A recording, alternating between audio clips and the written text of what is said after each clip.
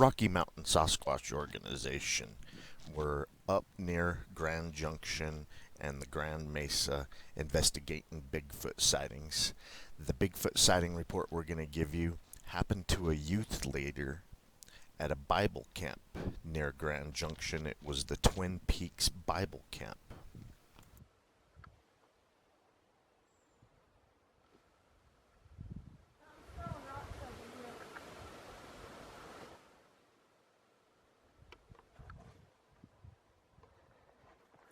Something's throwing rocks. 4 or 5, like, pop, pop, pop, pop. Right over here. Oh, there's another one. Listen.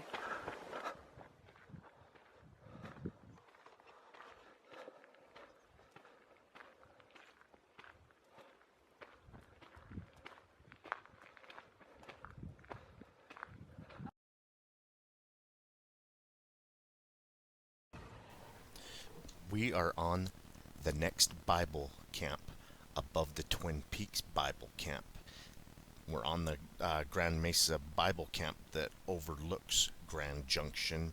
We're on here looking around because we feel that the Bigfoot sightings that happen down in the valley around the Grand Junction area and so forth, we believe the Bigfoot are coming down off of the Grand Mesa. The Grand Mesa has superb habitat for large animals, deer, elk, moose, and so we believe the Bigfoot are coming off of here. So we're here to look around and give you the sighting report that happened to this youth at the Bible camp. The Bigfoot sighting report happened in 1999. It was in June, and here is the report. I was about 19 at the time, and I was a youth leader for a Bible study camp in the mountains. It's called Twin Peaks Bible Camp. At night, we all played games like glow-in-the-dark dodgeball, or went inside the cafeteria to play telephone or mystery date. Sometime before bed, we would go out and watch the bats dive bomb small rocks that we tossed into the air under the light above the back door. Another game we played at night up there is called Mission Impossible. The idea is that a camp counselor goes into the surrounding woods, which are cordoned off, and hides as best as he can. Everyone else, kids and group leaders, go to find the person, and then once the person is found, he gives you a slip that says he found you.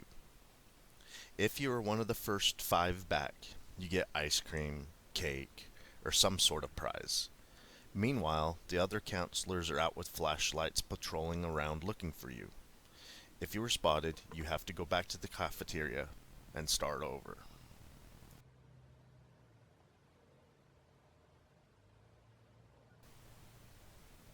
While I was out looking for the counselor, I was hidden in the bushes next to the road leading to the cafeteria.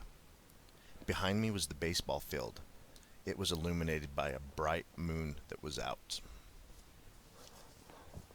I had ducked into the bushes because of the 2 counselors who were searching walked right past me. It was about 11 p.m. at night. As I was crouched into the thick of the bushes, I was motionless, listening for anything that would tip me off to the whereabouts of anyone else. That is when it struck me. I couldn't hear any of the regular sounds from the woods. No chirps, no animal rustling, none of the natural sounds. I'm used to hearing these sounds night after night, but none of these natural sounds were happening tonight.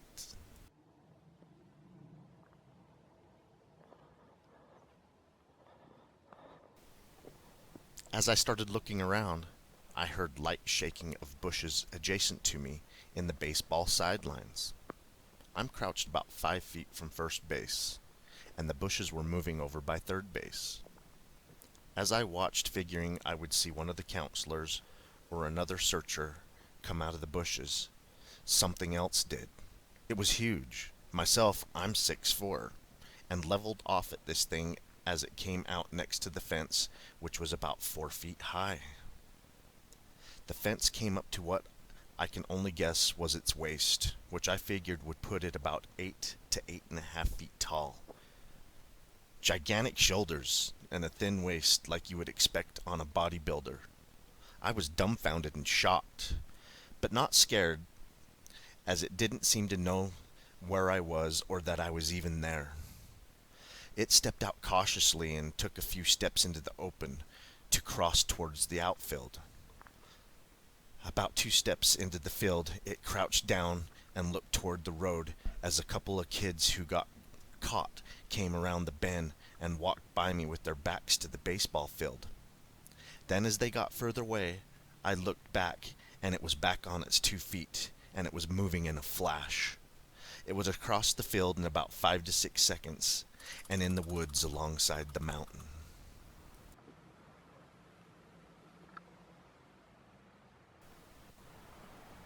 When it ran, I could see its wispy hair in the moonlight, but I couldn't make out the color. After it left, I emerged from the bushes and spent the last of the evening in the cafeteria. My mother, who was a counselor, said I must have been cold because I was white as a sheet. This was not a bear. It was not an elk. It was not a deer. Looking back on a once-in-a-lifetime chance, I wish I would have gone down and done something foolhardy, like trying to walk up to it. Though hindsight is always 20/20, and I am glad I stayed put and just watched it.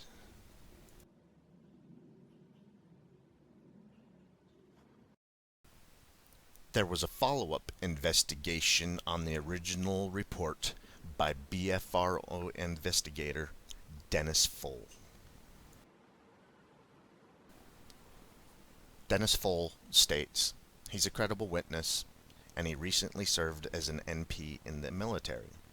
The following notes are from an interview over the phone.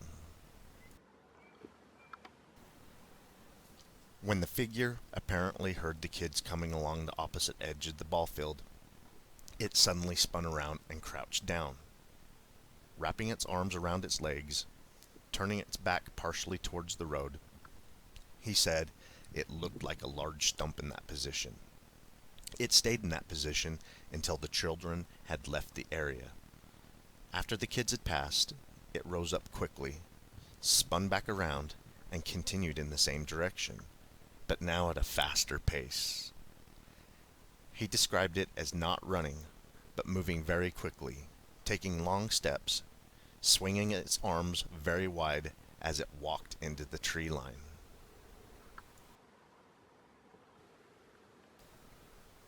He described its arms as being very defined and muscular in the moonlight.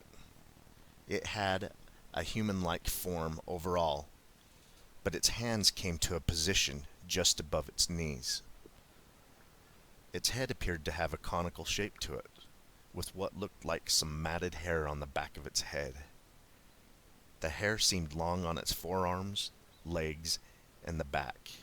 It seemed to be flowing backwards as it moved along.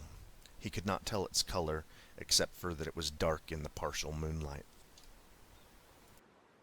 I hope you enjoyed this Bigfoot sighting report. It's one of the many reports in the Grand Junction, Grand Mesa, and surrounding areas of this part of Colorado that brings us to investigate Bigfoot. We love to go to areas that have a long history and many sighting reports. We consider this area of Colorado a Bigfoot sighting hotspot.